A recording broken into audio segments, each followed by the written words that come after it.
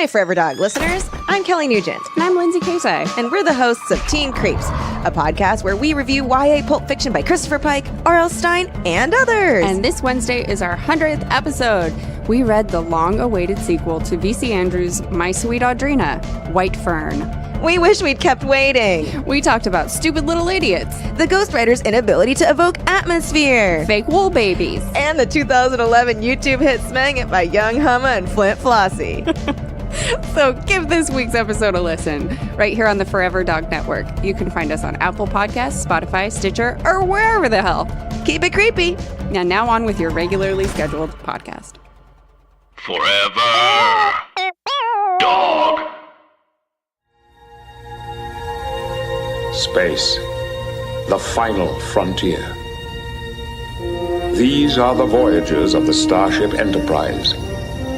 Its continuing mission to explore strange new worlds, to seek out new life and new civilizations, to boldly go where no one has gone before.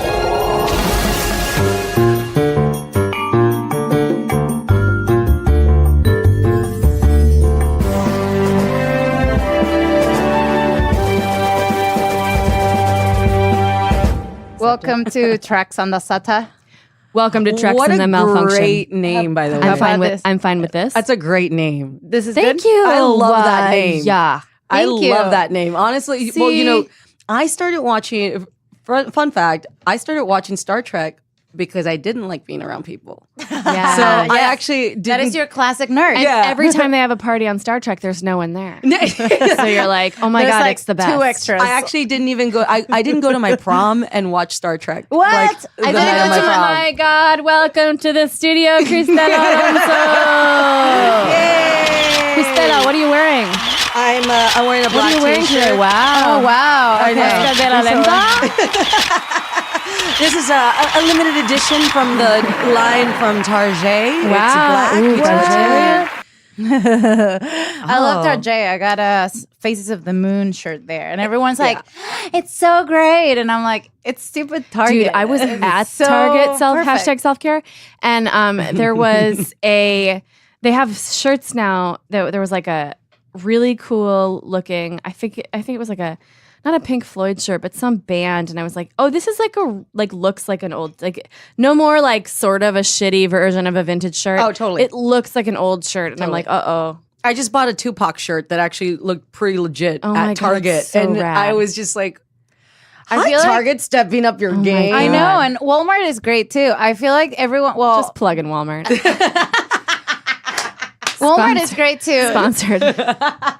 In July, don't miss out on the 50% off you know, on every. I found a T-shirt years ago at Walmart on clearance. I was doing the road. I was doing college gigs, and after the college gigs, I usually went to Walmart to kill time. You know, just late Yeah. at night. And Oh, awesome. I I found this old school looking DC Comics T-shirt that was on clearance. It's so weird. It was a women's tee. They had so many of them, and it was $2. And I Wow. bought it because it was so cool. And I get compliments all the time. It doesn't even fit me anymore. It's so old and stuff. And I refuse to get rid of it. Of course. And when people ask me where I got it from, I say Walmart. And they're like, what? And I'm like, yeah. It's Yes. like, you can find It's some legit. decent stuff there. I And know. it's like, that's why, for me. But especially in the towns where nobody's picking up that cool Oh, shit. yeah. Like, Yeah. You know, Target had that limited run years ago with Missoni. Yeah. And it sold out in LA, and I was doing college gigs at. So There you go. I was like, any little town, I'm like, Dubuque, Iowa, we're hitting Target. Boom. What Yes. up? Nobody knows Missoni. Like, Nobody they gives you a know? shit. And not that I'm saying, I'm not judging people from I Iowa. am. I want you to know if you're in Iowa or Ohio, first of all, I don't know the difference between those two states. Wow. And I am running for office. So you guys can all fuck off because That I'm not visiting qualifies you for office. Yeah, that actually. sounds That's about actually right. one That of the sounds about right. requirements. I just got so mad about like the idea that Wisconsin voted in Trump because Hillary didn't, because everybody makes the joke like Hillary didn't go to Wisconsin and that's what, Yeah. you know. And I like, the other day I just got so irrationally angry about Wisconsin. Is and it I was just like, irrational? I just got irrationally mad, like, oh, you voted for Trump because Hillary didn't visit you. Like, to me, that's like, if you look at it a certain way, it's like infuriating that I feel like there's people only would one vote. way to look at it, and it's like that's a stupid way to put your vote in the this is- place. we agree. Like, that's a stupid standard to like Yeah. base your Well- like destiny of the country. Well, and she maybe didn't world. visit me, so I am not voting for her. It's like, go.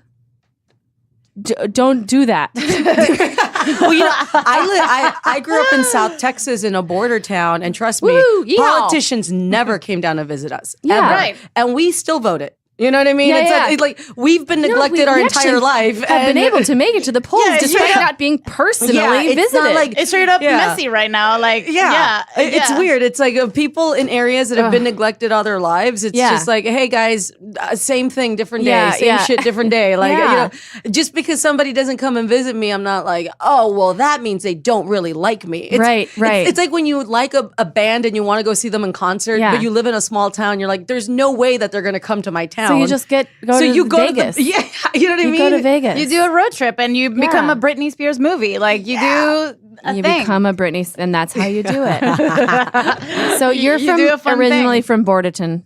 Oh, border town. Borderton. It's called San Juan. San It's a Juan. border town. Heard of it? Oh yeah, San Juan, Texas. Yeah. yeah, Right. yeah. I have because I I, feel watched like your there's special, some so I like HBO have heard type about this. drama based around San Juan. The big city near San Juan is McAllen, and I don't mean to brag, Heard of but that's McAllen. where a lot of the family separations are happening. Ooh, That's what I'm saying. Wow. Oh, Cristela, what are you yes. wearing? I'm wearing privilege today. Oh, wow. What are you wearing to your family separation day? Oh, you know, all the privilege in the world, you know, anything. I got my privilege to Target too. It was affordable. I want to Amazing. smush some families together. Wow. That sounded like you're building a jigsaw puzzle. Smush 'em. I want to put them together. Yeah. together so hard. Is it racist to try to like put them together? I don't know. Yeah, that's a good question. Because I wanted to like if as a puzzle, I'm like guessing game of like what child goes with what parent. So that is Welcome to your drive time, Trex in the City Radio. Is it racist to smush families together? We'll discuss the topics that no one else discusses. I'll take medium brown for 500. All right. correct. Correct? When she just asked the question, she didn't answer. Well, it's correct. Well, you know, it's like Jeopardy where you have to answer in a question. I guess. or And whatever. asking if it's racist is the most correct way of Yes, going about yes. it. So speaking of racist, Jordy is asexual. Sorry. No, he's just a nerdy guy. I know, but it's like, why? Sorry, I'm trying to go into smoothly segue, but it But was she not talked smooth. about how she watched Star, so we don't have to even ask her the question. Oh, but yeah, you said we usually ask the guests like, do you watch Star Trek? What's your story? Oh, yeah, Like, yeah, what's yeah. your history with Star Trek? Do you have a favorite character? You know, it's funny. I was a big fan of the original Star Trek because I actually didn't know as a kid. Uhura actually spoke to me because she was a woman of color in sci-fi. Oh, yeah. And as a Latina, we don't get to be in sci-fi very often. Yeah. I You know, always say we don't make it to the future. And I didn't. always say British accents for some reason survived it. Latinos no. No. And it's like so weird. It's like that's why like Next Generation I totally love because they're in the future and then they reference these old school things that are so current to us Yeah. right Yeah, now. right. And they're just like, can you believe this existed? And Yeah. then Shakespearean actor Patrick Stewart, Right. you know, gives you this monologue that's I so know. like a Hamlet. Also, type. he's supposed to be from France. and it's like, yeah, he's a French man, and then an epic. you know, I grew up in France. Of course. Everyone knows France. That's how everything is. Like every brown, it's true. It's like, oh, she's brown. She might make it to the future. Let's see, speak. And Whereas also- it's And like, it's demographics. excuse Yes. me, and it's like, no. Demographics, yes. Excuse Yeah. me. Yeah, demographics being what they are, it should actually be mostly Latin. I mean, it's weird, Right? you know. I never Latinx. thought of that. Like, if you're brown and you speak British, like either you're black, like Jordy and Worf that have like a different, separate thing, Yeah. or you're brown and you're British. Otherwise, you It's- didn't make the cut. It's weird because I've actually brought that up on social media a lot because again, I love sci-fi and it always bothers me that I feel like I don't even call like hear I you. love Star Trek. Well, I can't get an audition for the new Star Trek. Right. You know what I mean? And Right. it's just like, but why? Neither can I we. know. And Yeah, we have a it's- fucking podcast about it. And I asked my people about it, and I think they threw a bone at me like way too late. Like they had already cast it. I was looking at the timelines, and I was like, "But please, please, just let me be a character in this thing. Absolutely. And let then me have an accent in this thing. you know, what bothers me is that when I talk about it on social media, someone will be like, well, there's Zoe Saldana. And I always say, if you can name the one person or the two people, like that shows you that there's a problem. It's like, you know, and also she always blew. That doesn't mean she's representing. She's always most of the time blue she's not or green. representing some sort of Latina heritage weird. because I she's just saw usually this. blue. There's like another superhero that black women got casted on, and she's supposed to be an orange character, and people are just like throwing a hissy fit. In Wonder Woman? Yeah, no, I don't know. I don't know. I don't know what the sci-fi character is, but it's a sci-fi character, and everyone's like, she's reading that vague newspaper we all my vague newspaper is The internet, guys. Internet, the Instagram. Maybe I'll find it. Maybe I won't. Yeah, I was just thinking like there should be. It would be more accurate, I think, to depict like a future show in which everybody's in space, and the makeup is closer to like what projected makeup of the world. That's if what I they're think. Earthlings, Yes. and they're from Earth, then Yes. it should be. It shouldn't, unless I guess in Star Trek the mythology is that there was some sort of horrible world war, but that implies that like all of Latin America was just taken out. Like what? This makes no sense. Like we didn't get the memo. Like, I Everybody, know. like you know, it's that end of like Spaceballs where everybody gets in the pods except we don't. Yeah, yeah, Like we never made a pod. Like doesn't you know. make sense. Yeah, It's very upsetting to me as a person who didn't make it to the future. Like I'm hoping, Yeah, you know, you're to- very futuristic. yeah, I like live in another place Yeah, and time in my already mind. you're ready to be absorbed into the Matrix. I am ready, and then you were ready to be She absorbed. takes red pills for vitamins. I'm like, dude. yeah, I'm one. She's like I'm evening there. primrose, I'm already there. prenatal, because you never know. just in But, case. you know, I actually, that's one of the reasons that I think Next Generation always attracted me, though, because it was actually pretty diverse in Yeah, a it was way diverse. for a sci-fi show Yes. at that time, you Yeah. know. And growing up in a little town in Texas, we never really got the shows when they came out, so we Oh, would get yeah. them after, you know. So when I was a Syndicated. kid, Wow, it's like you're in South pretty America much. there. Yeah. Because that's how I saw everything. That's how I watch. I'm Well, from it's- Venezuela, so I watch everything. like in Spain, when I lived there, they'd be like, "Have you heard of Counting Crows?" And you're like, "Oh, you didn't get everything." Yeah, no. Well, you know, like we don't know. We first don't of get all, everything. I mean, Texas is literally like South America. Yeah. Like, it's like Yeah. United States. Like, Yeah, it's South yeah, America. yeah. But it's that weird thing well, where the border crossed. Yeah, it's weird how we got everything kind of late. You know, we didn't get the Fox network till like The Simpsons and Married with Children had been on for years, you know, in our little town. And so I was seeing Doctor Who, like the original series, when I was a kid, and that was decades after, Yes. you know? So when I saw Star Trek Next Generation, Kinda I was lucky. like, whoa, Yeah, this in a is, way. this is amazing, Yeah. you know? And I always feel like people that don't, that say they don't like sci-fi never give it a real chance. Yeah. Because for me, I feel that actually there's so many nuggets of wisdom about life and sci-fi. Yeah. That like if you hear it, sometimes, especially when it hits you at that right time in your life, it's really kind of moving. It's It like is. you understand that there's actually it surpasses aliens, it surpasses, you know, Right. these, it's actually really so relatable to now. Yeah. And people don't get that, you know. Yeah. They make fun of the idea Yeah. of having these, you know, like elaborate characters where they evolved a little bit but not that much, you know. Right. Like you see Jordy and he's got a headband over his eyes, you know Right, what I mean? right, Like, right. but it's that thing where Did like you used to walk around with a headband? Oh, over? I totally used to do it all the time. I totally used to Yeah. do it. Like Me too. I even watched Reading Rainbow with the stupid headband. Oh my God, on. amazing. You know, like, I was like, all You're like, about it. I can't see anything.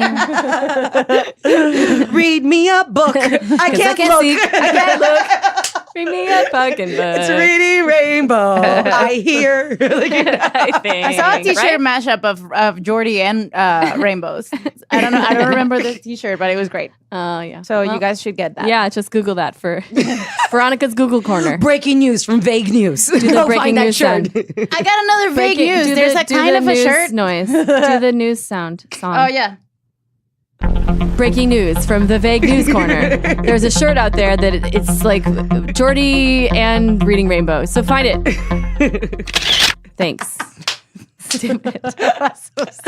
I love the camera at the end. Just in case. Breaking news. We archive everything. Like this is me taking a selfie Yeah, we about took a that screenshot destruction. of the news. I'm kind of reporting like my media that I'm sending back to the network is just like selfies of me. Kind of at the NSA moment. is like, we don't need you to do that. It's kind of a TBT, but we're actually all over it. That's amazing. It's true that I feel the same way about Star Trek. I got into it so much later, and I was like, this is lit. This is lit as fuck. I was an adult already, and I just had never seen something like that. Because I watch like Battlestar. Sure, there's no one like me. And then Troy is definitely like that person that I'm like clinging to because she's like kind of brown, kind of has an accent, and so that's me. And so it's really nice to see like, especially after Guinan comes in, and you're like, oh, you're Mother Earth. You're just like the archetype is Mother Earth. And isn't it interesting though? Like, you know, what I was saying about Uhura, like that spoke to me as a kid because I was like, whoa, a woman of color. Like if she can do it, there's chance for me. Yeah. And you're talking about Deanna Troi, which, you know, it's funny how, you know, you will get haters that will tell you, I don't get it, you know, but it doesn't matter that you don't get it. You fucking get it. And you made that connection. And that's all that matters. See, like no one can negate your fucking opinion. It's like, you know, and your that's experience. And I feel like, especially with Star Trek, I remember years ago, I told people that I was a Trekkie. Like I was really into Next Generation. And, you know, it's that typical, there was a guy there. Really? And then, and then he asked me 5 questions about this one episode. First of all, one episode. Answer me these questions 5. Yes, right. And he tested you? Yes, like in front of a group of people. Motherfucker, I hate that. And then I couldn't answer You the hate questions. me? You'll be next. Listen, nerd. You're not. Question 1, why won't you date me? It was so weird because he put me on the spot and all his questions were so specific and I couldn't answer them because they were so specific. Because you don't give a fuck. You're a fan for other reasons. I would have had to seen that episode and know we were getting quizzed on it, you know? Yeah. And it turns out he knew the episode because he had just finished seeing it. Right. So it was like fresh on his mind. I'm like, that's bullshit. You can't say that I'm not good enough to, I'm not Be a a fan, legitimate fan because I couldn't answer questions about the episode you just saw. I feel like they're just annoyed that you look different than what they expect. I mean, it's just, here's what we say on this all the time. This podcast is about like redefining what fandom means because for us, we don't have encyclopedic knowledge of like the ship's console. Absolutely. Like we don't know. Yes. You know, I don't care about that. Our enjoyment as women comes from a different perspective. Absolutely. And that's like just as weirdos valid. and comedians. Yeah, and you we know, don't have any like I don't like. There's no problems for me with that. Like we had Matt Myra last episode on here, and he was like, "Do you like Deanna?" Like we were asking about Deanna Troi's accent. He's like, "No, do you mean the one in the beginning of the show, or one where she developed?" And I'm like, I know that that's how you approach this. But just don't do that here because that's where, like we don't like. So we shut that down because it's just like, there's so many places where you can have that appreciation and have that relationship with the show.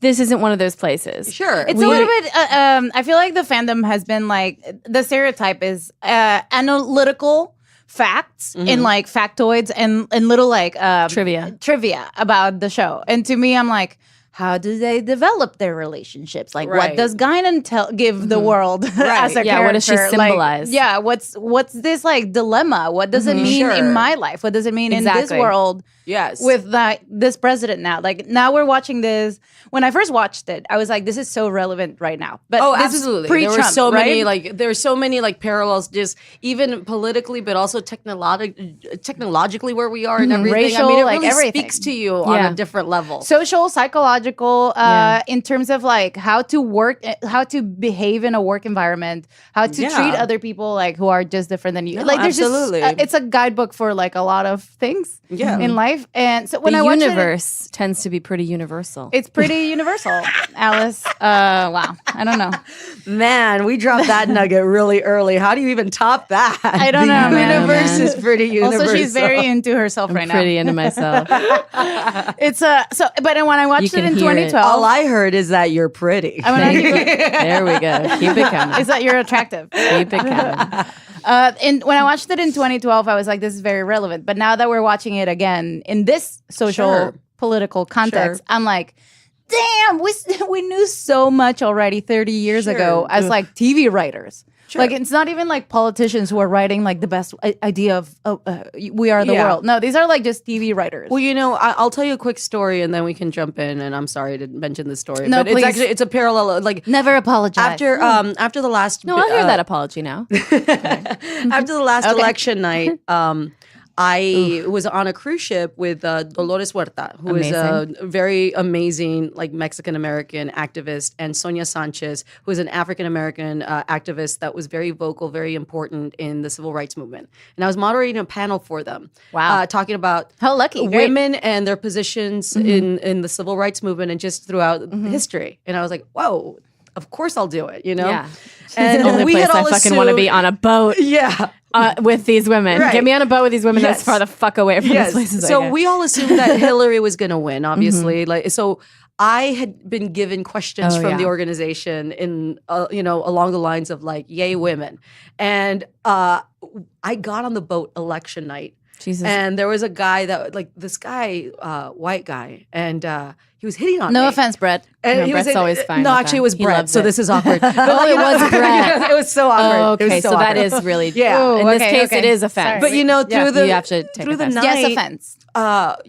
The results started coming in, and I was really getting so affected in a way that I didn't expect. That night was crazy. And then when they projected him the winner. I don't even like saying his name. So it's like when they projected him the winner, the guy at that point decided to make his big move on me. Oh, and I was like right there, and I was like, hey, she's on her lowest vibration. You're white. We're not fucking tonight. Like, Yellow alert.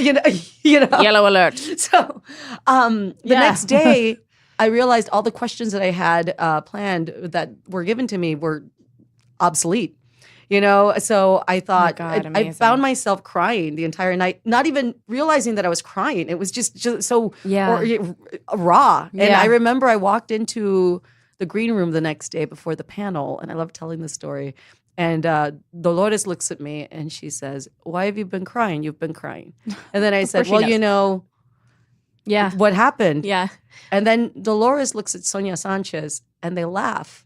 And then Dolores says, oh, this is the first time your country's broken your heart. Oh, no. It won't be the last time. Whoa. And then they laughed. And then Sonia said to Dolores, you remember Nixon? Yeah. And they started laughing because this was kind of like the Nixon of our time, which means actually the writers, when they were creating Star Trek years ago during the first series and everything, I mean, there's actually history that repeats itself. Yes. Yeah. And it becomes relevant because history does repeat itself. Yeah. So, it's like, it's not even that the writers themselves thought, oh man, like what if this happened? It's like, no, it's actually happened before. And they're writing we were woke. And it's weird. But then now in 2018, we can see an episode like this and it totally relates. Right. And you realize. And it's so upsetting. Yeah. And but it's actually, there's something about this in the future, set in the future, that you realize even in the future, we have the same problems given to this, and it's the writers are in the past, but the characters are in the future, and no matter what, like we're now watching this in the middle, and it's like it keeps happening. It is, and again, it's just that thing. It's that reminder that as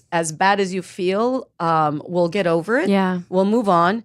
And years from now, other people will feel the same that we were feeling at this point. Yeah. But that again is the beauty of sci-fi. Yeah. That's the beauty of something like Star Trek, is that you can see a ridiculous show. You could see like Jean-Luc Picard in the holodeck being the private eye. And, I'm like, I'm going to try to get a lesson out of this. Hill. Yeah. Every time those episodes came out, I'm like, oh man, this is one of those. He has to act so hard like he likes it. It's so funny. He's like, oh yes, Dixon. He never, and he's like, when he hates it, you can tell. When totally. when so Patrick annoying. Stewart. Yeah, he's like, really? I have to wear a fedora now? Okay. Cool. But yeah, no, that's the beauty of Star Trek, especially. It's that, like, again, you see those nuggets and you apply it to your current life, your current position in life, and you're like, I get it. Yeah. And that's what I love about it. Thank you for sharing that story. I love that. Because it really does, it's the kind of thing that I need to hear today, and our listeners probably needed to hear today. Especially in this full moon. Because it is true, it's circular, and a lot of times I think, especially now with what's happening with Russia and the global white supremacist conspiracy, being very really revealing itself and strident in this moment. I think it feels for a lot of people like this is endgame times. And, with the climate and everything, it is in a lot of ways. It is. And so I think, it's really good to have those reminders that like there are changes that are possible. It's just like absolutely. You just, you got to calm down. And also, we can go to space. And I also this time, let's have it be a fully brown realized space. Oh yes! Oh my god! That's why I love Star Trek because how are you going going to go to space without like the actual demographics and then a bunch of French people having English accents? It doesn't like all of a sudden you're in space and like gravity makes all French accents go away. It's which weird, I would be happy about because I really look, guys. I'm sorry, I don't like a French accent. I don't know anybody who does. It's excuse me. It's like I actually dig it, but too many extra syllables. All my relatives and friends I grew up with are like, "Hey," I like that so much better. Or like a Japanese accent. I like the like staccato. Sorry. Well, my friends are like they speak Venezuelan in English. They just it's just there's no English song to their English. There's no English. What? So like English has a musicality. Yeah. Like every language has a music to their sentence. Like a sing song kind of thing. Yeah. Each sentence. So in Venezuelan, it's like, "Mira, marico, ¿cómo estás?" It's like triplets. Yeah. It's like Amigos song. Yeah, it's like that.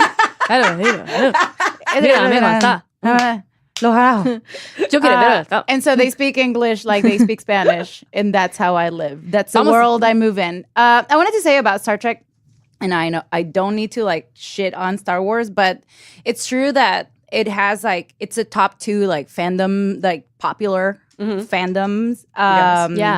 In the sci-fi world, and I feel like Star Wars, as cool as it is, it has this like downfall to me, which is like everything's black or white. Extreme, like, right? So it's like extreme, the dark force, the like darkness, and then there's like the good people. It's so the a story little bit between good and evil. Yeah, I mean, good and evil it's in a way that's absolute. But the story that you come to in Star Wars is about a few people who waffle between those two worlds and kind of work between those two worlds. They work between those two worlds for the cause of the good. So they are the extremes that don't mind dying for that cause. But I feel like in Star Trek, it's so we go to this is like more instinctive, like lizard brain. I think Star Wars, and then Star Trek is more like, what is the human intellect? How far can we go in the gray areas? Well, like how can we?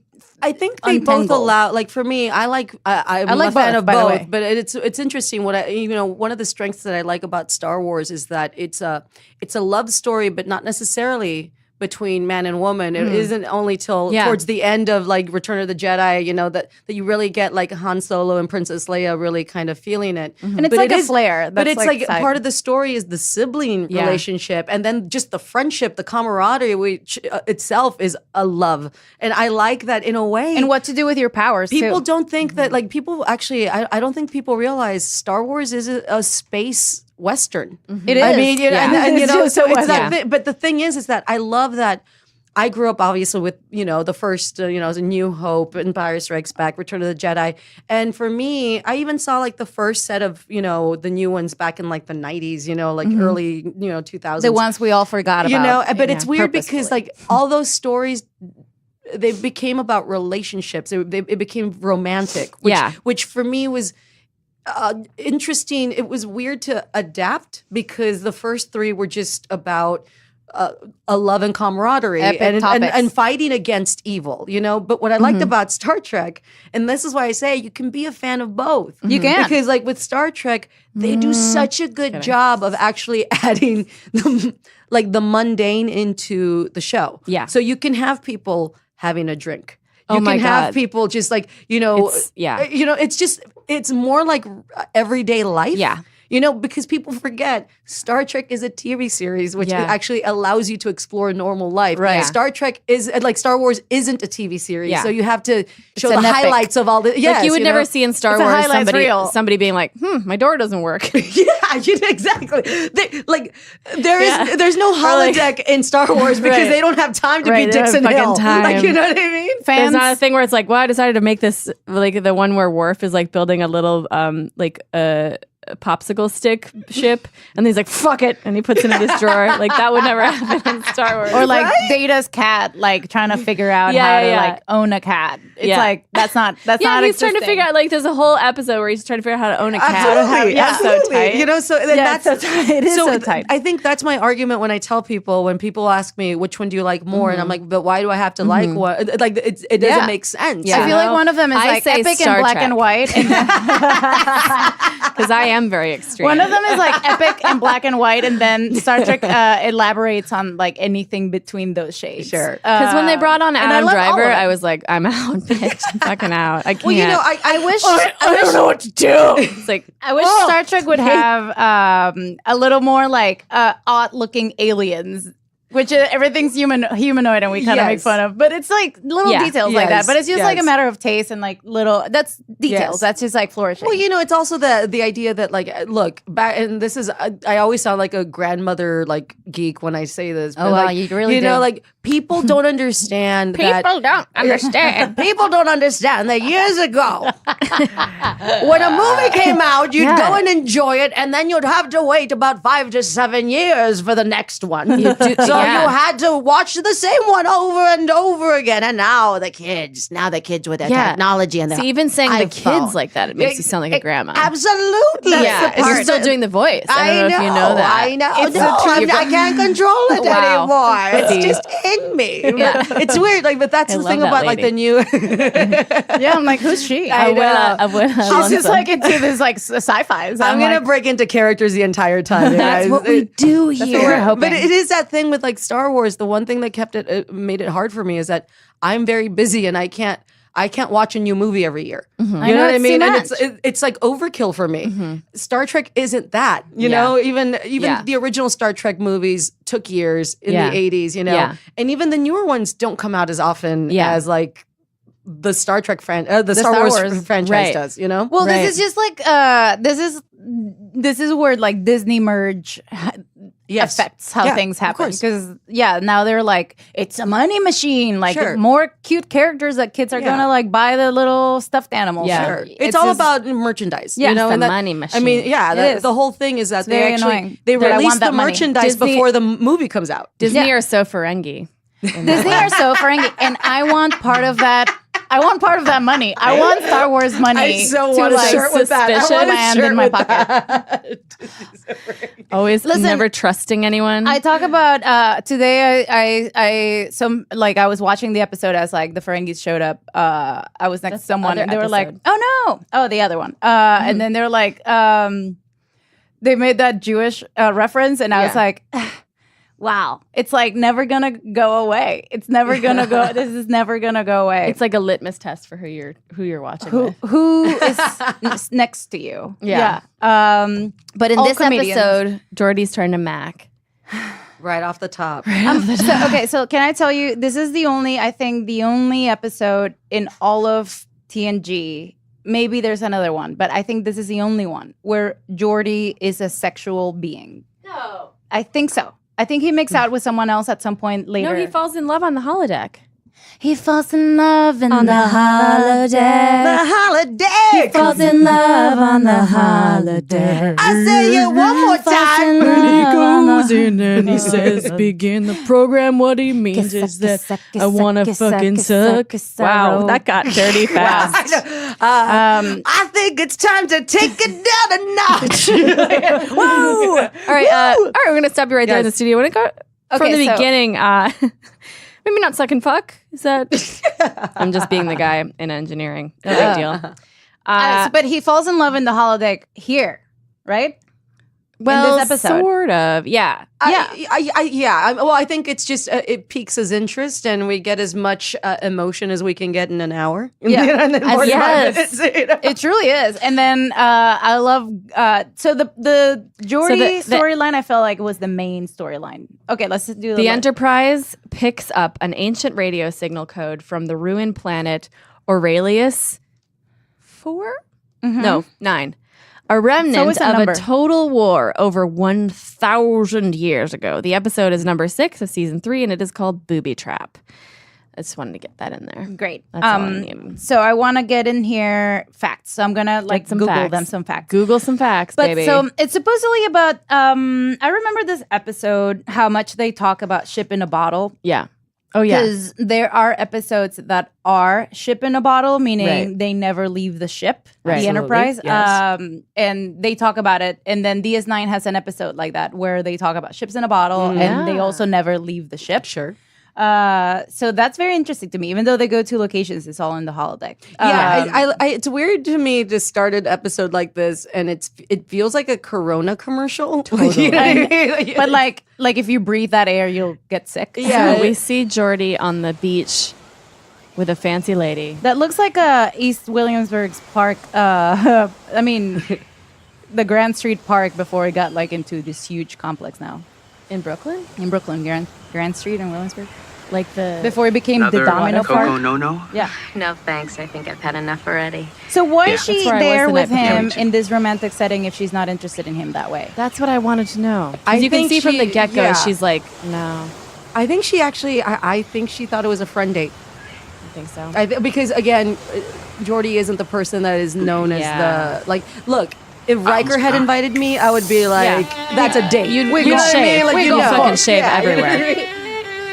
But I also think it's interesting that in this scene, we're at a beach. There's a coconut cocktail. There's a violinist. And this seems like something that would happen now. And it's weird that you would go back to that time. Yeah. Like right now, would we go back, to the 1800s and, and know how to live, and experience things? Maybe. I think a guy would. I think a guy would be like, Too chilly? I he'd could be turn like, down do you the want to go on a breeze. date on the holodeck? And he'd be like, It's sure, been a what's it going to lovely be? And then he'd be like, program, and- welcome, Yeah. I'm a pirate. You're You're a like, terrific guy. okay. Look at this. It says, Also, this music is so just not don't feel romantic. that way. No. It's like a weird Russian tragedy or something. it's really in weird. Gizmodo, I'm reading from 2012. He says, the one thing about Geordi that LeVar Burton wishes Knock Star it Trek had off. explored, his sexuality. Yeah, for sure. It's true. He's very He can- asexual. Yeah, and he's so... I didn't know the actor was I mean, vocal about honestly, it, but I even- understand how. Even Data had a chance with Tasha. yeah, I think Data being like... Data gets sexy. I think Data being an android is a reason that they had that element. It was like... Oh, totally. It was like nerds want to know. You know what I mean? course, of Because course. I think Data represents people on the spectrum in a lot of ways, and they're like, I want to see this guy fuck. If he can do it, And I was interested If he in Data can do it. because I he was was so too. emotionally unavailable. Oh my God, really? I was so into Data. Oh my God, I was thank you. so into Data. You're the only person I've ever talked to. Yes. Everybody says Riker, Well, Riker's so obvious that you're like, it's kind Right. of a given. He's It's like, obvious. it's like, look. Sorry for I Vero. mean, She's getting upset. it's- No, I'm in love with Rikers. No, when I see like Riker on an episode, I'm like, we Yeah, all yeah. know he's Riker. Like, Yeah, like I'm like, Deanna Troy, He's go sassy. get that. Go Like, get it. Go Yeah. fucking get it. Tap it. But like Data, there's something, again, it's like maybe the nerdy thing about him, he's practical. Yeah. He's a little different. I'm all about it. He's unavailable. I'm Team Data. I like But he's kind. Listen, I'll fuck Riker. I'll marry Data. I like men like that. Oh, okay. So yes, here, okay. Fuck, marry, kill. Star Trek Okay, edition. fuck, marry, kill. I'm gonna go Veronica, both of you. Fuck, marry, kill. Worf, Wesley, LaForge. Oh, this is so hard. Ooh. You know what I think about Klingon penises? I feel like they're do. maybe They're bony. barbed. Well, how old Wesley? Because this makes me uncomfortable 18. about the fuck part. Okay. All right. Legal. Barely legal. Barely legal Wesley. I would actually kill Worf. Wow. And I'll tell you because I think he's got such a fighter spirit about him that I don't know. Like, look, first of all, as a woman, I'm like the typical woman that likes to watch forensic shows. Yes. So I think that anybody that has a strong personality might kill me. Yeah. So like for me, I'm like Worf. I think if I have to anyone pick with a one, rage problem. that, it's like Yeah. maybe why not, right? I feel the same way. If you're like a little too upset about something minor, I'm like, you may kill me if I marry you. Yeah, I I think agree. fuck for me would be Wesley. Wow. Just because Barely legal. like just because he's like for me, it's like, I get it. He doesn't have much of a personality. So it's like that thing where you can fuck him, but then like you don't have any emotional attachment to him. Because the way he's presented, it's just, he kind of represents, I feel like me, like the average person that's kind of immersed in Star Trek. And so he's learning things. And I would marry LaForge. Me too. Because then marry LaForge. The problem is who we gonna kill. That's my problem right now. Marry LaForge. See, like I don't. Okay. I wouldn't. Yeah, I don't know. Okay. Okay. We all marry Geordi. Yeah. I mean, but who are you gonna kill? Who are you gonna kill? I'm gonna agree with Cristela. I'm gonna kill Worf. Here, and my same person, but my argument is different. It's different than fucking a child, and that's my dilemma right now. Can we get a soundbite of that one? Oh yeah, this one. This is the soundbite. Okay. Killing a child is different than fucking a child. I'm sorry, but it's a great How long have you guys been doing this podcast? And why don't you know the buttons yet, Veronica? We have never known the buttons. Is what's happening. Sometimes the buttons are just farts. They change. You don't know this. They change. I see Veronica's face and she looks like she's surprised. She's like, what is this? Every time I push a button, I'm like, you know what? Because we have different buttons every time. You know what? They move around. It makes it exciting. My answer to that is... I love a mystery, Data. I'm trying. She did get that one. And I'm trying so hard. There was a fun, weird pause you know what? before it. That was good. Okay, that's a good one. All right. So, you kill I would kill Worf. Oh, yeah. You kill because Worf's ultimate dream is to die in battle. Yeah. So Worf's actually not afraid to die at all. Yes. He's into his mortality, and I would kill him in battle. Like I would fight him. Oh, so he dies honorably. Yeah, so he dies honorably, and he'd be like, "Oh yes," it'd be like that'd be like for him that's sex for him, you know. Oh, that's in a good a lot point. of ways. That's a good point. Yes, you have. I would fuck Wesley because. You know, help him out a little bit. Wow. And I wouldn't want to marry Wesley because he's too young. It'd be like an irritating person to be married to. It'd be fun for like a week, and then you'd be like, God, so many questions. What's a mortgage? Yeah, exactly. Like, well, or it'd be all like, well, I think he'd why be are good you at mad? it. But you won't tell me why. But Why don't you tell me what you need? I would never want to hurt you. Like, oh, get out of my fucking quarters. But yeah, you know what you're getting. You know what you're getting with Geordi. Geordi's kind. He's definitely has a sexual appeal for sure. And he's nerdy, so he's gonna be in his engineering room and give me some like fucking somebody room. that would be really like good to build a relationship with. He's he seems extremely like a loyal. builder. He's a great friend. I would secure. I think I would kill Wesley and fuck Worf just to try. I just need to see that penis. I just need to try. See, that's the crazy thing is that you're so afraid of it that you've made yourself super intrigued. And that is Veronica's love life in general. Yeah, right. That was actually fun. I kind of like the kill, marry, fuck, fuck marry, thing. kill. Yeah, fuck, marry, we've never kill. done it before. Okay, somebody else do one. I can't believe we've never done it. We don't have recurring segments. We have on this another show. one? No. Okay. Fuck, marry, kill, Data, Picard, and How about Geordi. No, we didn't. Already How said about, Geordi. how about Q? Q? Okay, perfect. Awesome. Because Okay. then we got like a kind of bad boy. You know? A bad boy who's Fuck, marry, also kill. Soup's gay. Data, Picard, and Soup's fabulous Q. I just didn't know. I was gonna go Borg. I was gonna go something. in love with Picard. There is What about very little. What about no? I like Q. I like Q. This is hard because Okay. it could be O'Brien, but Okay, so who is it? Picard, Easy. Data? This one's easy. Data, for me. Picard, and Q. Yeah. Fuck Data, marry Picard, kill Q. Oh, agreed. Yeah. We're the same person. Yes. Oh No, my god. I am the same person too. This one, yeah. because Data's gonna fuck you good. Yeah. Yeah. Picard is the best husband probably, Yeah. and then Q Yeah. is Well, Picard actually might be a difficult husband because he's super into his work, you know. come. But I feel like, for me, that's my you'd be like, but dysfunction. I feel like I could fix him. Make dinner you know? for us. So you start sex and he's like engage. Yeah. You know, Exactly. You start sex. By the way, I said that. or that's That how you sounds get like I've engaged. He starts He just sex pulls and the then ring he out and takes he's like, the engage. engage. Are you a machine?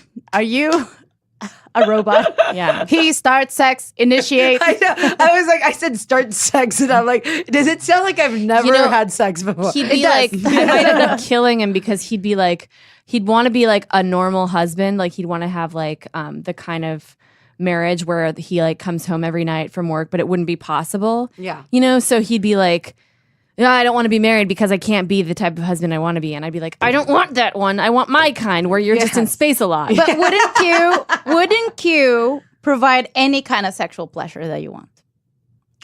Because he can provide anything in the universe. I will say, I don't know. I mean, like, I so want a robot penis. There was something about Q that I always thought was interesting and, you know, and charismatic. You know, I mean, obviously he's a charismatic intruder. Yeah, you know, it's like, so I liked when he made appearances. So at some point, actually, I thought maybe, yes, he would be fun because he just seems different. But compared to the other two, I mean, we've already talked about Data. Compared to Data, you know, give me a break. First of all, We've heard of Data. Data has his research down, so you know it's going to be good. He's a total cuck. You know, Yeah. Yeah. He's a walking absolutely. He's such a cuck. Yeah.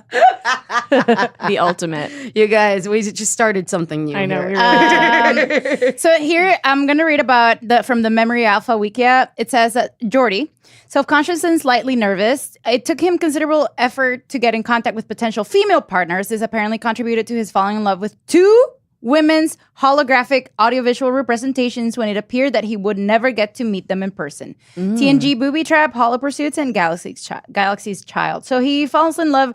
They have the guy who has like a visor and is black fall in love with two holodeck images. I feel like if you did that to Riker, it would be weird, but because I don't know. I just have like this feeling of minority asexual. We're which limited happens to Asians. I don't know. We're limited with female characters on TNG anyway. True. So I That's mean, for sure. we have Beverly Crusher, we have we have Asexual. Deanna Troi, Asexual. and you know Deanna Troi has to end up with Riker because she's like kind of like the most sex pot of the group. Except Tasha, for they that it they didn't. fucking killed immediately. Yeah. So you know she wasn't even an option. Yeah. You know so.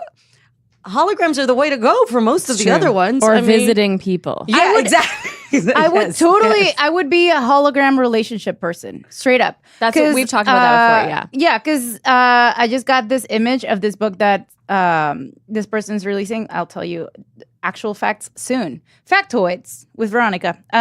So it's this girl, Blythe Robertson, and her book is coming out and it's called How to Date Men When You Hate Men. And that is me. And so what my answer to that question would be the holodeck. That's what I would do. I would just go to the holodeck. Emily Heller has this joke where she's like, she does a bunch of jokes about how she hates men. And then she's like, look, I don't want you guys to leave here thinking that I hate men. You know, I want you to leave here knowing it for sure. She is so funny. I know, She's she so is. funny. It's amazing. I love her. This conversation is we the should best. see this seminal scene, right? With Yes, yeah, I think so. absolutely. Guinan guides Geordi through his heartbreak. Do you have from anything staying stronger out than this, working out. Guinan? Yes. Would it help? No. Tell me something, Guinan. You're a woman, right? Yes, I can tell you I'm a woman. What is it that you want in a man? You mean me personally? As a woman, what's the first thing you look at? His head. Is mine, of course. No, his head. I'm attracted to bald men. Oh shit! I love that so much. Seriously? Seriously. And I love her reason for Why? it. It's not that they're Maybe weak now. because a bald man was kind to me once Look at that. when I was hurting. Ain't that pure? Took care of me. I'd like to do that. Well, I take care of myself these days. I mean, take care of somebody. Not you. I just don't get it, Guinan. I can field strip a fusion reactor. I can realign a power transfer tunnel. Why can't I make anything work with a woman like Christy? It's like not engineering. I don't know what to do. I don't know what to say. You're doing fine with me. You're different, No, you're different. but I'm not trying now. That's my point. Shit, here's that knowledge you just dropped. I once tried to date a nerd like that and it didn't work. No sexual chemistry. I think it's interesting how he's so robotic-like in that scene. Like he's asking very basic questions. Yet he's a person. You know, so Star Trek-y. Yeah, to be I like love that. Yeah, to be like, sometimes when people die, they're sad, right? You know, it's like, okay, we're really starting at square one. wow. You know all of engineer, and you know zero. I can field strip or whatever. Geordi stops building his ship from scratch. Yeah. How do people feel? Yeah. So we breathe in and out. Wow. Okay. So we breathe in and out. So all the time we do that. Okay. It's just, you know, I mean, that's just the way they get into it. But Sorry, I just read a fact that I like let's about hear Geordi. it. Okay, it says that initially Michael Piller said that they were going to have Picard fall in love with Leah Brahms, but then they were like, he should be on the bridge. And then Leah is basically the ship. Yes. And Geordi is in love with the ship. Yeah. Yes. So it just made sense that Geordi would be in love with the ship. Like, this is a perfect relationship that for comes him. up at the end. Yeah. I mean, it's it's right a perfect match. And I love that because, they compared Geordi to like this guy who likes cars more than women. And it's not about, being a man. It's just like he likes the machine. Here's the thing that's they don't get into, which might be like a subject for maybe the Star Trek Discovery people to deal with, but like, because this is like, in the future, we now know our relationship to technology is increasing and not decreasing. Like we're having more intimate relationships with our technology than ever before. And Sexting, I mean. people have like sex dolls, you know, that they have like full relationships. Like robotic. Like not like, Sure. you know. Back in my day, it was inflatable. Oh, here she is again. There, it blew it out. Well, she left came again. with a pop. She came and left. You have I've to pop gotta before you go. pop, I'm going sir. to blow up my vintage doll now. That old lady has a good ear. Yeah, She she was does, out of and a here. good And memory. she came back. Wow. You know, I mean, maybe she was already thinking about it and talking about it when she just walked by. There she goes. People like Geordi having a relationship with the holodeck, it's kind of like we have this type of situation come up and then it's like everybody's like, yeah, but you can't date somebody on the holodeck. And I think in the future, actually, what if this was however many thousands of years in the future, people would just be like, okay, great, that's your girlfriend now, okay, you know, and we'll just have double dates on the holodeck. Like I feel like people would be able to date technology. You can go anywhere. You can go anywhere with this person as long as you're on the holodeck, but you're stuck to the Enterprise anyway. So like it's perfect. Yeah. Well, yeah. I mean, think about it. It's like that. It's like the catfishing. You know what I mean? Right. It's like people already feel intimate with people that don't exist. Yeah. So the hologram is actually just visualizing the person that you're falling in love with. I mean, it kind of makes sense. It kind of makes sense. And then what is love and why is it amoral to fall in love with? I have a main question about this. So pheromones, smells.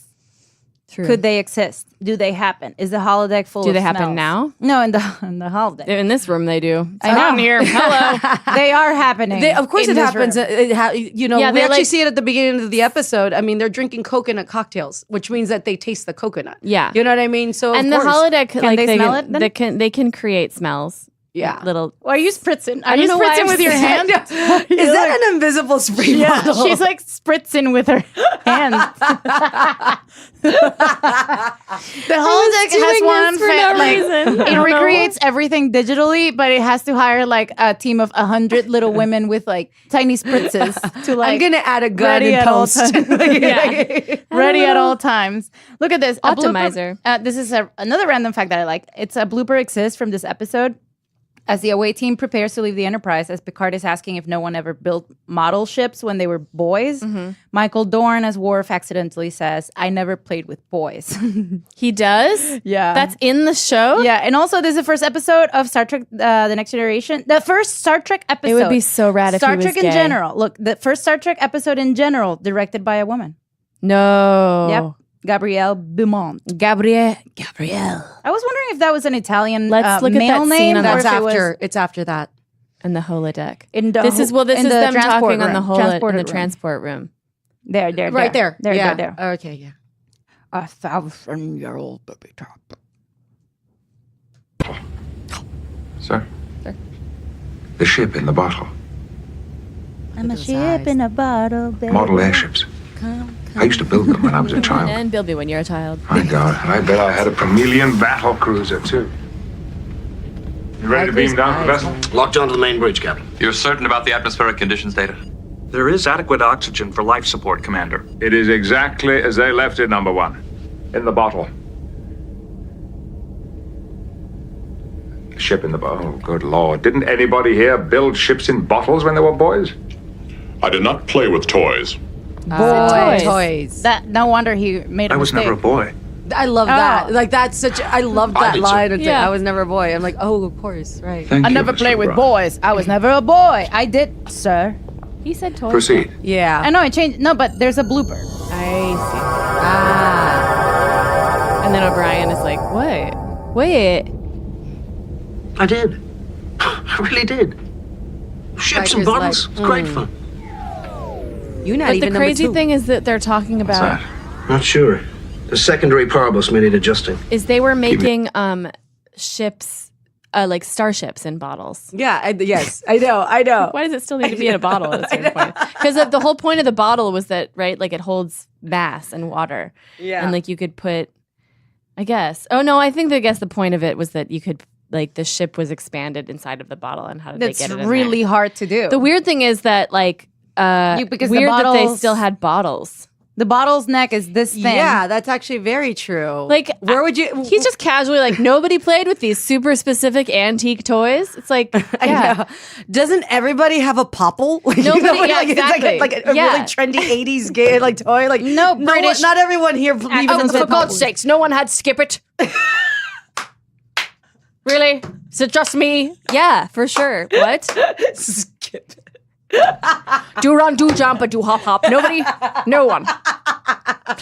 Chinese jump rope. No one. The very best thing of all is there's a counter on this book. Fucking Christ, really? Oh my God. I did. There you go. Thank you. Thank you. I did. I did. Okay. I'm weird. All right. What are you doing TOS, now? TNG. I'm just looking at the number of episodes. So like the Get ship- off Walmart.com. I'm just shopping for shirts. No, Should have they seen her on Prime Day. It was great. It was Couldn't wild. hold her back. No, I'm just looking at bottle episodes, which mean the episodes that were shot. So what they do is in a production, if they want to have like a fancy episode like the Borg and they have like action and whatever, or like sets, they have to trickle in ship in a bottle episodes with like known locations. So that they can lower production costs. Ah, So yeah. they can go up in the other ones. So that's what I was looking. I was looking if this epised that references ship in a bottle was considered a ship in a bottle episode. Whatever, it's guys. not, right? Sometimes I'm a 'Cause of male the fan, asteroid okay? I field. cannot tell you why. Because it's the asteroid field, so no, right? But because it's they're dealing that's a with graphic. the ship outside. Well, they go They off do the another ship, set. so I think it is. Yeah, and then they build this like holodeck set too. Which is a new set. Yeah, it's this suit. The Leah Bram's outfit is Mostly amazing. shoulders. And it's also fully green, like green tights, like H&M. I love when they in do that, 2008. the monochrome. Yeah. So this is first time we see Leah Green because Jordy has manifested her. Also, the symphony that the violinist plays at the beginning is Brahms, and so her name is Brahms. All right, sorry guys, I don't know. No, Computer, I mean not you. Did I ask for a simulation? Affirmative. You asked Dr. Brahms to show you which system could accept reactants at a faster rate. Yeah, but that's not the By same as... accessing available imagery, an adequate facsimile I love her was hair. possible. I love everything. Yeah, she looks great. Did do that, didn't I? Yeah, you did. Good luck. Okay, well, it's good to see you, That Leah. sort of means that like your ship is going to trick you into being a simulation if you ask for a certain thing. Yeah. It's like, that's like, well, we should probably investigate that because I don't want there to be just simulations popping up whenever I ask for a routine. A lot of assumption, computer. It's like, I know, the computer's okay. like, you got to be specific. Also, can you make it not appear right behind me and tap me on the shoulder? Like, also, why I does she didn't ask for it to massage be him? creepy. And she's massaging him, and he's like, "Stop that!" And she's like, "I thought it would make you feel good." And it's like, Oh, that's way aren't later. you a computer? Yeah. Continue with your analysis. Systems L452 through L575 will accept reactants, providing all other systems are calibrated to an It equal doesn't factor. seem like she needs to be there. Then if we to- use wish I would act multiple like that. injector streams hitting more than one crystal she facet, doesn't really need to be there. we could do it. We was could hold just- our own. She's Leah, there to you're massage him beautiful. later. LaForce Picard. Go ahead. Captain, we found a way to extend the matter-antimatter energy supplies. Well done, Mr. LaForge. Geordi, can you give us enough power to get us out of here? Sorry, Commander, we haven't addressed that one yet. First priority was to maintain the shields. Acknowledged. We'll get to work on it right away, sir. Pass my congratulations to the rest of your team. Thanks, Captain. We're all smiles down here. Muy papito. He's so desperate. She has no We've been able to personality, verify and he's that like, these "I can make this work." Yeah, The he law is. He's like, Captain you know what? I feel like that's them have me. I decayed feel like and I'm Geordi in a way. cannot be repaired. I don't know how you don't like You got Data. any playback at all? On most, there are I like him brief sections sexually which and may like a yield some reliable. It'd be information. great if they were just Oh, I trying to guess I get do this like and then it was I was porn. just hoping to They're get like, the oh, section Jesus. Somebody's sex Surely tape. he must have logged the cause of the ship's Here's death. coming What Captain I Woodman guess I just don't like his face. all found in an open locker. I don't think he was too concerned with security. His yellow eyes are not appealing to me. 452 through makes system one of us. L575. Data's sideburns, though. Adjustments to dilithium crystal chamber. That little complete. patch of hair that you flip Impact up. analysis computer. Warp energy has increased 14%. Reactants per unit time remaining steady. Disgusting. Yes. All right.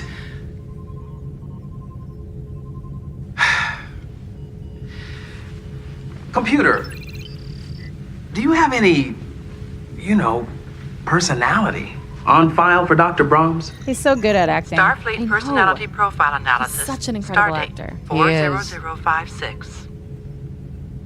Did she ever debate at the intergalactic caucuses on Chaya 7? Dr. Brahms attended Chaya 7 caucuses on the following star dates. Never mind the dates. Computer, if Yo, you add I was at Chaya. data from all these sources, favorite could drink you at Starbucks. synthesize a true representation of Dr. Chaya for Brahms? Crystally. There would be a 9.3% I swear that's how I feel margin things of are. error in the interactive responses from the facsimile. I love that word. I can live with that. Too. Yeah, right. Do it. And then she just, it's like she comes I alive. love the magical chimes. Yeah, the magical The more chimes. you know, So- PSA Yeah. music. PSA sounds. I know. You know when the soundtrack is tacky, the episode is kind of Yeah. good. Dr. All right. Geordi, it's me, Leah. Don't start calling me Dr. Brahms or I'll call you Commander LaForge. Right. Now, we've managed to maintain energy, but we can't leave it in this realigning probe without burning out components, so we need to move quickly. Green. She's a hard chakra. Are you with me? Yeah, it's just that the music hasn't stopped yeah. playing yet, so I have to stand here. Yeah. Because the heart chakra is green, Like- so she's fully like. You know, I hadn't even noticed that the music was still playing. I was so into the scene. Because it's the enthrall you music. Yeah. I'm mainstream. I feel things with music without knowing. This guy's also heart chakra. All the guest stars are like green. You should really be in charge of some wardrobe sometime. Just because I notice colors that are just right there. Yeah, I'm qualified. You assign meaning to them and their symbolism. I feel like they have like that symbolism. This is like Picard's heart. It's the command of the Enterprise, like just being responsible for his crew, and so that guy represents that, and he's fully green. And then Geordi's heart is the other woman, and it's like green, fully green. If I was a costume designer, that's how I would have done it. Yeah. Or like that's what I'm That's seeing. what they did That's do. a tarot I'm reading. That's what they did do. Yeah, Yeah. they did do that. I think so. But Because maybe- like costume people is very different. Yeah. I love That's what they did do. Like they did? Like exactly what they This did. is our dynamic. It just works. I feel Okay, like and then they I go don't back feel to made them. fun of. For some reason, the rest of the plot of this episode is like kind of interesting, but mostly it's just really cool to see Geordi. Because one of the best things about Geordi is that he treats Data like a person. Like Data wants to be treated like a real Yes. boy all the time. Yes. And Geordi is one of the only people that actually does Oh, that. what a great point. You I know? love that. Yes. He just is like, Data, why don't you understand my jokes? He just gets mad at him. Just mad, and like other people are just awkward around Data. But he immediately takes to this person, is like, great, you're here. I'm going to like high five. Yeah. Oh, no high five. Yeah, okay, yeah. whatever. Will you listen to me? You can't boost the warp power that way. You can just increase the speed of the parallel subspace field processor to gain a quicker response time. I want to give us enough power to strengthen the shields and barrel out of here, not blow us up. This is my design we're talking about. I did the calculations myself. I don't care if you built it with your bare hands out of an old Ferengi cargo ship. They don't have time for this. And we're gonna go with it. I am not used to having people question my judgment. And I'm not used to dying. Checkmate. Wow. Checkmate. Okay, look. That's exactly where you make You out and have worked in sex. a lab No? on a static model. This is a working machine. I need to It's got rearrange. tens of thousands of light Marry years. him. Exactly. I need to rearrange my expectations. True. Damn right.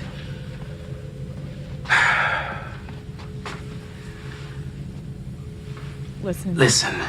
We'd never be certain that the circuit You had paths to are say listen. sealed.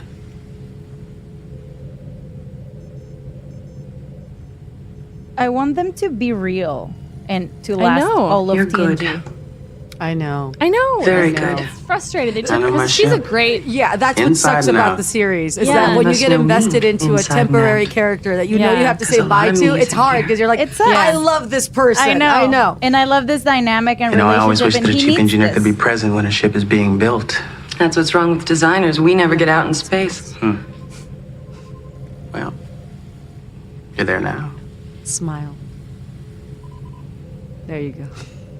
Commander LaForge to the bridge. She's good. On my way, Like Commander. in They have good chemistry. Don't go tweeting. away. Like in I mean, There's nothing that I Blade can tweet. Runner, he has a computer safe girlfriend program. Yeah. that's like just a computer girlfriend Yeah. that he takes with him. How many devices do we think everywhere. we're dealing It with makes this sense. data? Yeah. To create this radiation field would take several 100,000, sir. They've been out there a long So they- time, Data. There must have been after- some deterioration. There's no after way they to go precisely through all of calculate this, that, right? Commander, but it is So the booby trap is the ship. The booby trap, the booby trap is not the ship. It's a little generator hidden in an asteroid that is projecting some sort of horrible radiation. That is, It's a generator that generates radiation instead of energy, right? yeah, Is that like it? they like hacked a generator so that it just leaks radiation at you, and then somehow at the same time it traps your ship in its little asteroid field. So why did they destroy the ship at the end? Am I a dumb Because- person? Oh, Or maybe I got distracted. I think they destroyed the asteroid field. Oh, I thought they destroyed the ship. They destroyed the ship. The historical ship. They did. I think so. Am I crazy? Am I a dumb person? It's like such a broad question. Wait, to is this ask. not Short Circuit? Wait, Am I? This is Gremlins, right? Now we get to see this part when Kept to that when large mass to the port may contain an assimilator. assimilator. Port That's the thing thrusters that they have to firing. destroy. So this is the end part where Picard gets to No reaction pilot from the ship. assimilator. He's kind of bloated in this Old-fashioned episode. style. He drives Picard? it. Yeah. Made it over the first Yeah, hurdle. Patrick Stewart. Patrick Stewart, like Jean-Luc Picard is like driving stick right now. Yeah, Sir, yeah. With object the to port. Enterprise. Oh, I miss driving stick. Port That's what thrusters she said. firing. Sir, the Damn. gravitational attraction Yeah. of the I various did not masses mean that has reduced as our a setup, velocity but by yeah. 8%. You gotta take it when it pops up. got By my calculations, we no longer have sufficient momentum to clear the debris field. Thank you, Mr. Data. Shut up, Mr. Data. I do love the power of the scene where Picard has to The take asteroid's it gravitation and do it is himself. drawing I us love closer. But I feel like Velocity everybody is on the bridge is increasing. just sitting in their seats really nicely. Well, see, They yes. should all be right behind him, like pacing. This is actually a problem that I actually have with the series at Yeah. times. How many episodes do we not see life and death, Velocity is life and still death? increasing. And I mean, Now at I get 219 frustrated when there's meters per traffic. second. Yeah. You know what I mean? And Yeah. these guys are super cool knowing that they could They're die chilling at in any their minute. seats. Yes. And you don't see anybody, you don't see kids, Starboard aft families, you don't thrusters. hear anybody yelling Yeah. in the back. Like, Yeah. nothing.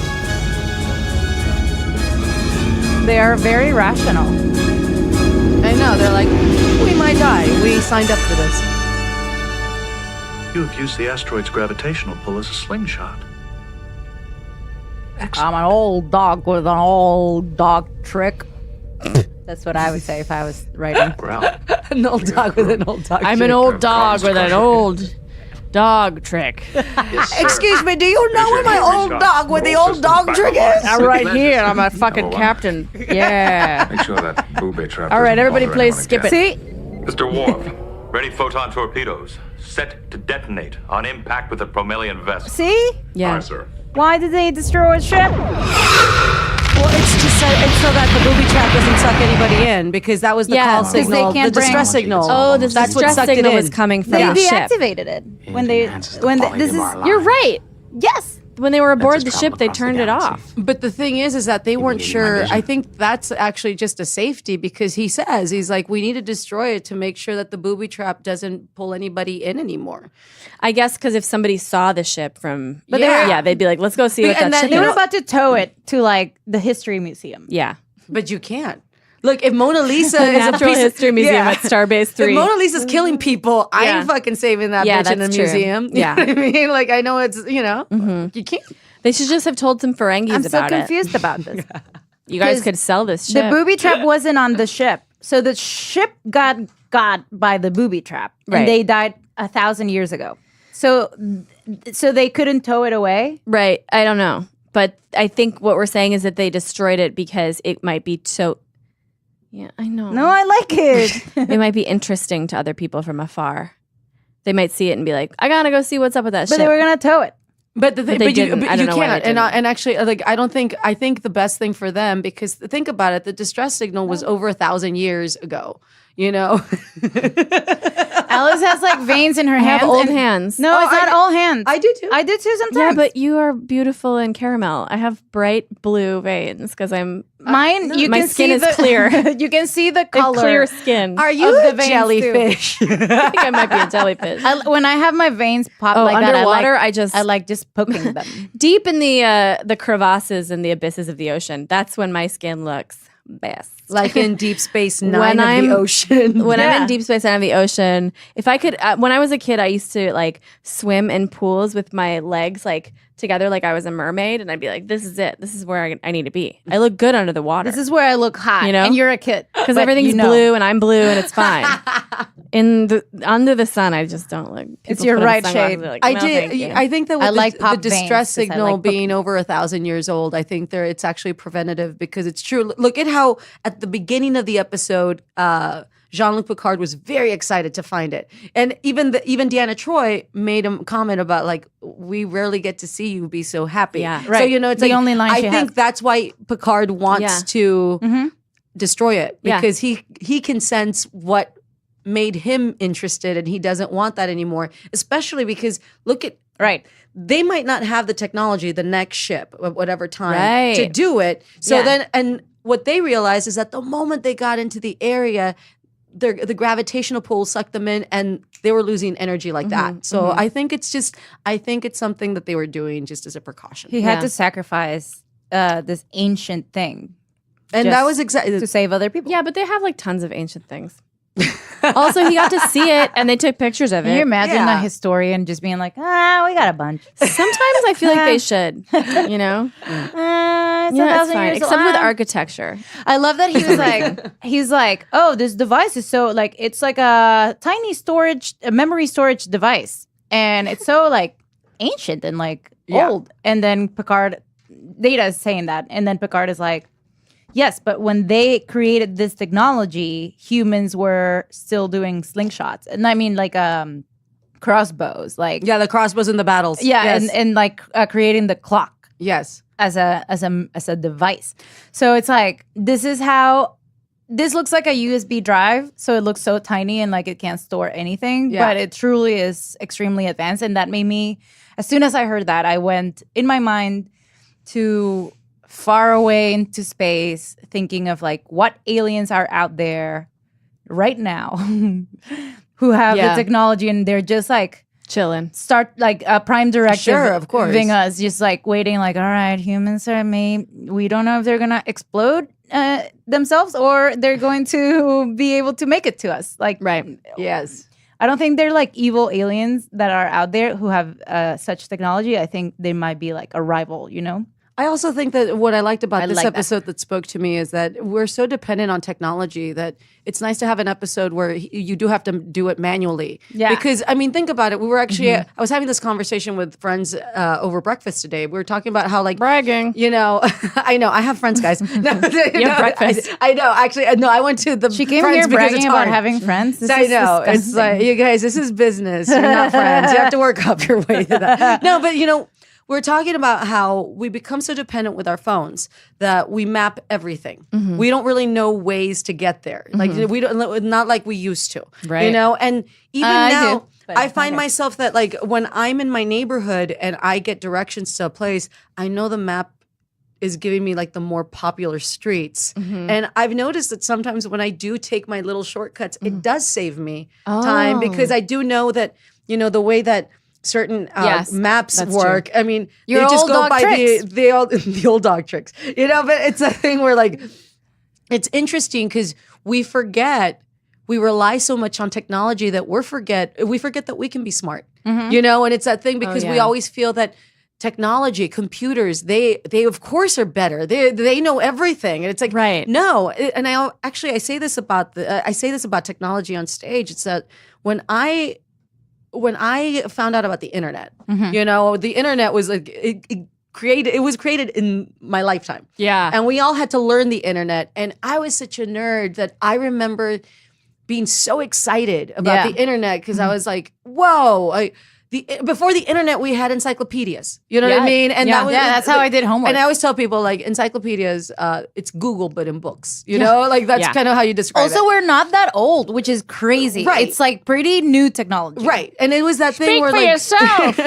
All right, old lady. I don't know. All right. This one is a new old lady. I don't know what she's doing. I'm just gonna go die. Okay. It's that thing. Oh my God, she died. She, like, literally died the next second. As she was walking. She just died. She didn't even look that old. That's but you know, I thought that the internet was going to be us having the chance to become smarter, like to actually learn things, you know, because that was the problem with encyclopedias is that, you know, sometimes they would get out of date and you wouldn't get a new edition and you just didn't learn new things sometimes because the editions you had were old. And I was so excited. And then I realized now that the internet has actually allowed us to not learn because we just copy paste things and we just use it for that time frame, but we don't really retain information like we used to. Oh, yeah. But the thing is that there's a reminder there that when you're on the road, maybe in the middle of nowhere, because again, years ago when I was doing the college gigs, the reception for my phone wasn't great. Yeah. And I would find myself in the middle of nowhere with no internet, no service, you know? Yeah. And that made me remember how it used to be. Right. And, you know, and I would actually have to rely, and it's so stupid that I say this, but I would actually solely rely on street signs. And, you know, and it's so weird that I'm like, it seems so innovative, but at the same time, so old-fashioned. You feel like a fucking detective. Yeah, like you feel like a fucking genius. Yeah. It's rebellious almost. You're like Magellan out there. Yes, and it's weird because then you forget, like in those moments, you're like, my God, like I don't give myself enough credit to even function as a human being. Right. Because we just assume that our phones are right all the time. So in this episode, I love that. I love technology. I love the whole idea that it's technology, and technology in this episode basically says it's not possible. Right. You know, and Jordy has that moment where he talks about like, we need to trust ourselves. We need to rely on that. And it's great that it's Jordy saying it too. Yes, since his whole thing is the technology of the ship. Absolutely. And I think that's what makes it strong. He has enhanced vision. Like he has technology has like he's a cyborg.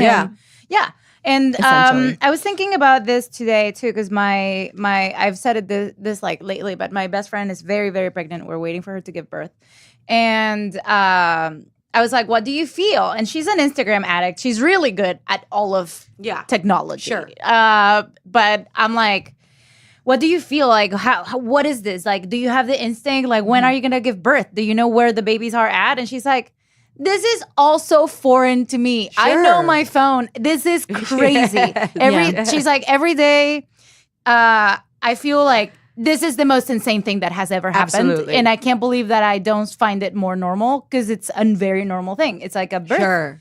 Like we've all come from a pregnant woman at some point. So she was like, this is feels it's crazy. primitive. It's like in a way it's primitive but because it's happened for ever, but she doesn't know it. And it's weird, right? And that's what's weird is that, like you said, she's great on Instagram, but it's explaining what a kick feels like. I couldn't do that. It's always this thing, especially now, I think that we constantly rely on apps or like other shortcuts to tell us what it is that we actually, I think a lot of times we depend on them so much that we've gotten to the point where it's hard to explain things, and it's true. It's like, especially, this is her first child, right? Yeah, her first. So this is unknown territory. And even people that like talking to aunts, mothers, that have gone through it, even they could have a hard time explaining it because it's so different from, like, how do you tell someone what it's like to explaining what an orgasm is. Yeah, it's someone like who hasn't. There's a literal definition, but not a realistic, accurate description. Yeah, it's a feeling. And also, you don't know that it's the same.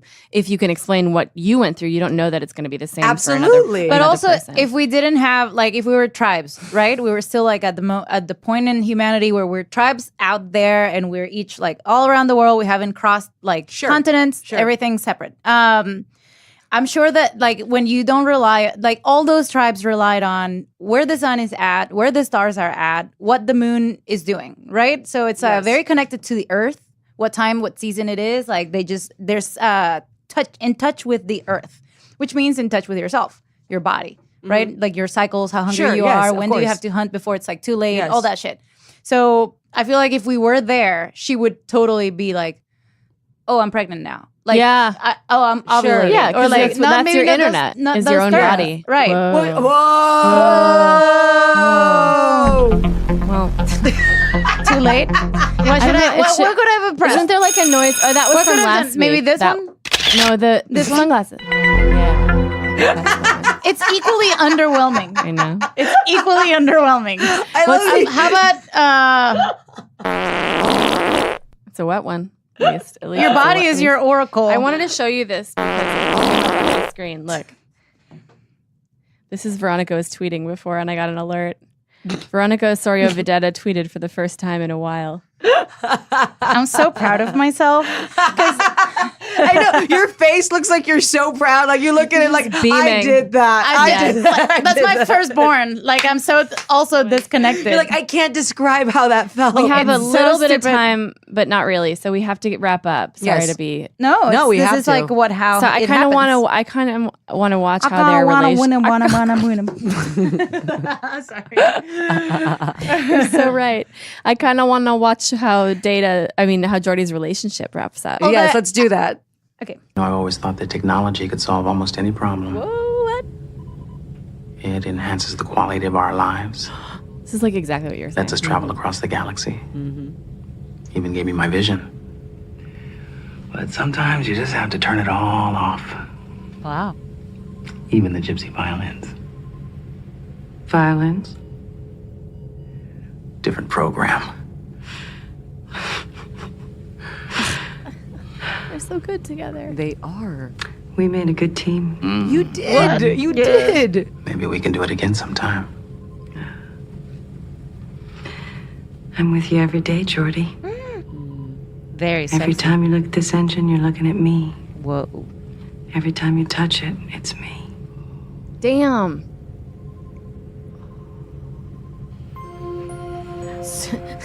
I'm gonna be difficult to work with.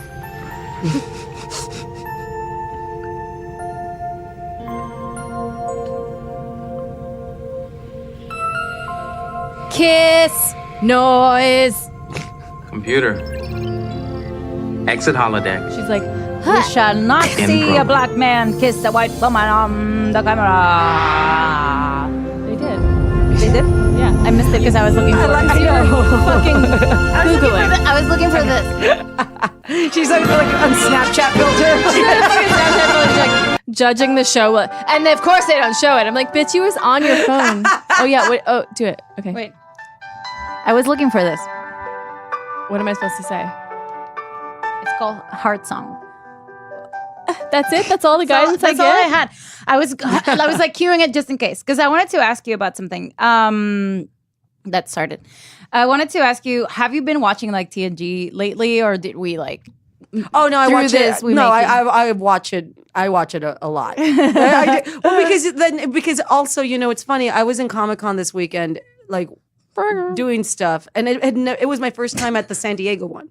I've been to other cons. Yeah, it's like Long Beach. I do the smaller ones, because they're around. It's less like sometimes you see these like panels at San Diego Comic-Con and you're like, how does this tie into, you know what I mean? Totally. So, Riverdale. Okay. I'm like, I guess it was a comic. Okay. Forget it. Sorry. So I guess it was a comic at some point. But it's, so some of them are kind of like grabs for me. But I'll tell you, especially what I liked about Comic-Con this weekend, I hadn't been in a while because of work. Mm-hmm. And it was nice. It was nice to be around things that I appreciate and love and see people that love it just as much. Nice. And, it's funny because I was talking to my therapist about it. Yep. And I was telling him that we can tell. There was a moment... There was a moment where it felt so pure, and it was weird because I realized that I have been such a fan of like Star Trek. I reference it a lot in my life. That, I've been such a fan of like Next Generation specifically that it reminds me of a time when I had no bullshit. Yeah, and I wasn't so suspect of people. Yeah. I know. And I hadn't been so burned by so many people, And, it was a moment in time where I could sit on a couch by myself and watch Star Trek. And you realize, like, this is a moment where I get to see something I really enjoy. And just by the stories, it really speaks to me. So sometimes when I have that moment in life where I feel overwhelmed, I actually like to see it. Because it reminds me of a simpler time where you could just love something and in a way it kind of loved you back. Yeah. You know what I mean? Yes. And that's why I watch it sometimes. I just go back and watch it sometimes because to me it's like a familiar friend that you catch up with. Yeah. You can fall asleep to and be like cozy with, and it's so nice. And it's funny. It's weird to talk like that. You know what I mean? I felt like that we went to the 30th anniversary in Vegas of Star Trek TNG, and I felt very, very Sorry, I can't stop. pure. By the way, I've been looking at you through, like, we're across from each other, and I've been looking at you through the mic, and it looks like kind of Geordie visors exactly in your eyes. I love when it happens. It's very fun. And when we were at the con, it was kind of amazing because, okay. I realized that con that summer, could you turn it up a little bit? I thought I was never going to make it back, because Veronica's car was too small. Very tiny. But it's a Scion IQ. I realized this is a show that's really special because not only is the cast diverse, but the fan base itself is also diverse. There was all types of different people, all shapes and sizes, all walks of life, all abilities. And I realized all accents. That's when I wanted to start doing Olympic lifting.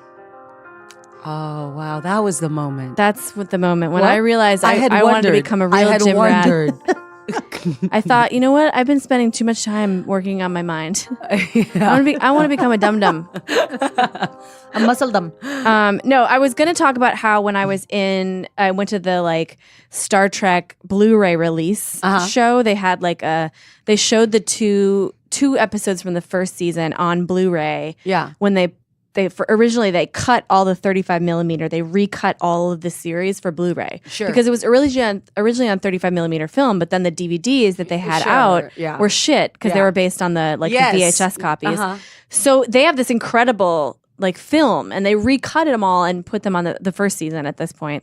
And so I went and saw the first two episodes and a panel discussion in a theater in Los Angeles. But the panel wasn't there. It was just a video of the panel discussion. So it was just a bunch of Star Trek fans in a theater. Yeah. And it wasn't very full. And the feeling there was oh, yeah, people were just kind and sweet and weird. I mean, when you're with any kind of fan group, but it was really utopic. It was something about it was beyond the normal, we're all fans of something. And it was more just hey, we're family type of thing. It was just I really love, this is why I love Star Trek. Because the fans are just especially TNG, I'd say. Yes, I agree. I agree. Once you get Shatner out of the way. I kept saying it right after the convention. I was like, I feel like I'm out of the closet. It doesn't matter who you are, you belong. I feel that's a good one. That's a good way to say. Yes, exactly. Like it doesn't matter. If I'm Latina. It doesn't matter that there like the diversity is like we're all there because the show speaks to us. Yes. And that's what I was saying earlier. It's like you can't judge anybody for how the show speaks to you because you're there because it spoke to you. So why judge it? Yeah. Who cares? Like, exactly. We all share this when you've got motherfuckers dressing up as Klingons. As a family of Klingons. Judging. Yeah, exactly. It's like, that would be insane. Exactly. There's like all body types and all kinds of like just people. Heights, like everything. I felt very like it was like utopic almost, even though it's right now instead of Star Trek in 200 years, 400 years. It was very nice. I felt very comforted by it. A great place to end on. Yes. Yeah. So where can we find you next? If you're touring, what are you doing? Actually, I'm not touring right now. I'm actually writing a book and it'll be out next year. And I'm working on an hour that I will hopefully shoot a special for next year. But I'm available on social media, on Instagram and Twitter at Cristela9. That's Cristela and the number 9. Yeah. Follow her. It's a delight. Yes. It was really awesome, guys. It was so fun. Thank you so much for coming down here. Even so great. Coming downtown in the middle of a film day. Downtown Philly. We don't say where we are. In a full moon. We know we're not in Philly. Fuck the Phillies. World's worst city. Okay. I like to chant that at Phillies games. Jesus. Bye, guys. Thank you. Bye. Forever Dog. This has been a Forever Dog production. Executive produced by Brett Boehm, Joe Cilio, and Alex Ramsey. For more original podcasts, please visit foreverdogpodcasts.com and subscribe to our shows on Apple Podcasts, Spotify, or wherever you get your podcasts. Keep up with the latest Forever Dog news by following us on Twitter and Instagram @ForeverDogTeam and liking our page on Facebook.